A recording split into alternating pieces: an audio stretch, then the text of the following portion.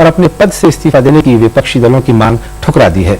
विदेश मंत्री का कहना है कि उन्हें प्रधानमंत्री मनमोहन सिंह और कांग्रेस अध्यक्ष सोनिया गांधी का पूरा समर्थन हासिल है। इराक के तेल के बदले अनाज कार्यक्रम में भ्रष्टाचार का आरोप झेल रहे विदेश मंत्री के नटवर सिंह ने इस्तीफे की मांग ठुकरा दी है और वोल्कर समिति की रिपोर्ट की सत्यता पर प्रश्न चिन्ह लगाया है। No truth in Mr. Walker saying that they sent the Congress party only a notice. If he had, let him send it. I said in an interview, nothing was sent to us. Congress party, Natwar Singh name does not appear in the report. It's an annexure. Who prepared the annexure? If you would like to know, then Mr. Walker should write to me and tell me on which date he sent the notice to me. Somebody said there are vouchers. Let us see who did the vouchers. I'm not going to take his hand down. I'm a fighter and I'll fight back. So how are you planning to fight back? Will you also take it up with Volker? I have said so to you and I have spoken to our ambassador at the UN. Go and see the Secretary General, ask him, and also meet Mr. Volker and say, please give the evidence. Where is the copy of your notice? When did you send it? Yesterday he said he didn't even know that Natwar Singh was Foreign Minister of India. Well, I know he's a rather ignorant man. I have great respect for his age. I hope he lives to be 100. But he needs to clarify that he is maligning the oldest democratic political party in the world, the Congress party.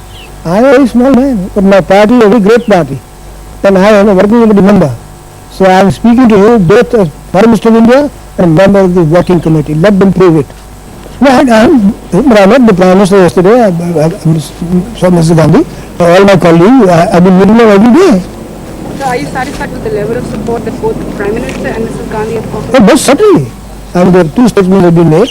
With the Prime Minister said he stand by me. Yesterday they said that we are very distressed and concerned that the name of the Congress party and Natwar Singh has been included in this. We will go to the bottom of the thing. We have nothing to hide. I have absolutely nothing to hide. उधर नटवर सिंह के बेटे जगत सिंह ने भी इस मामले में किसी भी तरह से संलिप्त होने से इनकार किया है। I think Mr. Meji's memory is failing him, and to make an allegation that my father met Saddam Hussein, had received vouchers, given vouchers, that I have travelled on many occasions. I would like Mr. Meji to please state on which occasions I was in Iraq. I would also like him to state on what basis he is making the allegation that my father met Mr. Saddam Hussein and gave vouchers and my father never met Mr. Saddam Hussein. Congress party ने भी तेल के बदले अनाज कार्यक्रम के घोटाले में नामित सभी व्यक्तियों को पहले नोटिस भेजे जाने के पॉल वॉल्कर के दावे पर प्रतिक्रिया व्यक्त करते हुए कहा है कि उन्हें ऐसा कोई नोटिस नहीं मिला है। कांग्रेस ने इस मामले में अनिवासी भारतीय मेजी के आरोपों का भी खंडन किया है। मिस्टर मेजी एक ऐसे व्यक्ति हैं, कहां से आए कहां से टपके किसी को पता नहीं। वो रेफर करते हैं किसी और व्यक्ति का, वो किसी और व्यक्ति के बारे में तीसरे व्यक्ति को रेफर करते हैं। एक भी दस्तावेज नहीं है, एक भी एविडेंस नहीं है, एक भी कॉन्क्रीट फैक्ट नहीं है सिवाय उनके कहने के। वोकर साहब उस नोटिस की प्रतिलिपि प्रोड्यूस कर दें। कांग्रेस पार्टी को कब नोटिस दिया गया, किस तिथि को दिया गया, किसके एड्रेस पे दिया गया, किस नाम पे दिया गया, क्या नोटिस है, कुछ तो निकाले वो। इस मामले में कांग्रेस पार्टी पहले ही संयुक्त राष्ट्र और वोल्कर समिति को नोटिस भेजकर उनसे सभी तथ्य उपलब्ध कराने की मांग कर चुकी है। विशाल दहिया, डीडी न्यूज, दिल्ली। और इसी विषय पर बातचीत करने के लिए इस वक्त हमारे साथ मौजूद हैं कांग्रेस पार्टी के प्रवक्ता और सुप्रीम कोर्ट के वरिष्ठ वकील अभिषेक मनु सिंघवी। अभिषेक सिंघवी साहब, स्वागत है आपका। वॉल्कर रिपोर्ट को लेकर काफी विवाद उठा हुआ है। इसमें विदेश मंत्री नटवर सिंह के अलावा कांग्रेस पार्टी का भी नाम लिया जा रहा है और आपने कानूनी कार्रवाई करने की बात कही है। किस तरह की कानूनी कार्रवाई करने की सोच रहे हैं, कुछ बता पाएंगे? देखिए, इस शब्द कानूनी कार्रवाई पे काफी कंफ्यूजन है और काफी मिसअंडरस्टैंडिंग है। हमने बड़ी सरल और साफ स्पष्ट बात कही है जो कॉमन सेंस के हिसाब से भी देखनी चाहिए। इस बड़ी लंबी रिपोर्ट में हजारों पेजेस में कांग्रेस के बारे में कहीं जिक्र नहीं है। कब किसने किसको किस प्रकार से रुपया दिया ये कहीं नहीं लिखा है। एक टेबल भी है, उसमें एक लाइन में, एक टेबल की एक लाइन में कांग्रेस का नाम विरोध है। तो हमने कहा कि इसके साथ कोई दस्तावेज है, आपके पास कोई एविडेंस है, इस रिपोर्ट की कोई वॉल्यूम 2 है, कोई तथ्य है, अगर है तो हमें दें। अगर आप हमारे इस नोटिस, इस रिक्वेस्ट का जवाब नहीं देते हैं और अगर आप हमको नहीं देते हैं ये तथ्य या डेटा, तो इसका मतलब आपके पास कुछ भी नहीं है। और अगर ये बात है तो आप हमसे माफी मांगे। तीसरी बात, अगर आप कुछ प्रोड्यूस करते हैं और तथ्य देते हैं तो हम हक रखते हैं कि उन तथ्यों को, उस मटीरियल को देखने के बाद निश्चय करेंगे कि किस प्रकार से क्या लीगल एक्शन लेना है।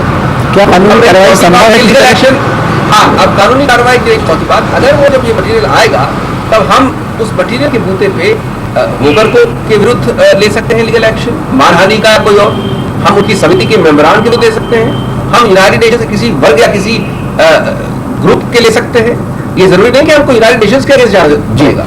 अभिषेक सिंह और साहब, अगर वो हालत हुई कि हमको यूनाइटेड नेशन के जाना है तो वो निर्भर करेगा उन इम्यूनिटीज, उन प्रिविलेजेस के ऊपर जो किसी डोमेस्टिक कानून के अंतर्गत कोई कोर्ट निर्णित करेगा।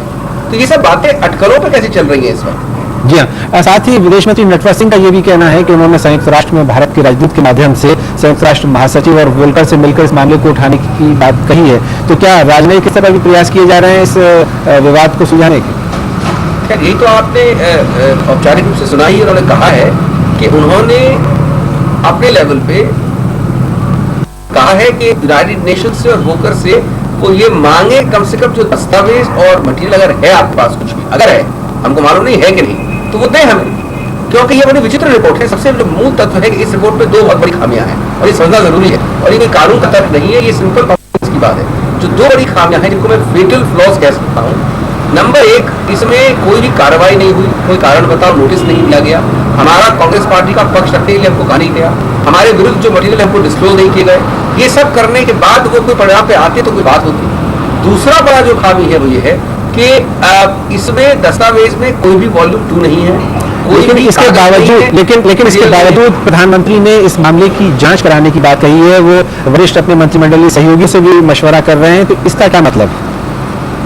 ये मैं समझता हूं कि बहुत गहरी और जरूरी बात है, प्रशंसनीय बात है, जिसको लोग समझ नहीं पा रहे हैं। और वो ये है कि यद्यपि आज की तारीख में प्रथम दृष्टीय रूप से वोकर समिति की रिपोर्ट में कुछ भी नहीं है, फिर भी कांग्रेस पार्टी ने भी कहा है, सरकार ने भी कहा है कि हम वोकर समिति से वो तथ्य मान रहे हैं जो अगर उनके पास है तो खुलासा करें, और वो तथ्यों के आने के बाद ही आगे क्या एक्शन लिया जाएगा, किस प्रकार की जांच हम करेंगे, किस प्रकार से हम छानबीन करेंगे, वो तब हम डिसाइड कर पाएंगे। छानबीन करने के लिए भी जरूरी है कि हमारे पास कोई तथ्य तो आए। जी, अभिषेक मनु सिंघवी साहब, हमसे बात करने के लिए आपका बहुत बहुत शुक्रिया। और इस विषय पर बात करने के लिए हमारे साथ स्टूडियो में मौजूद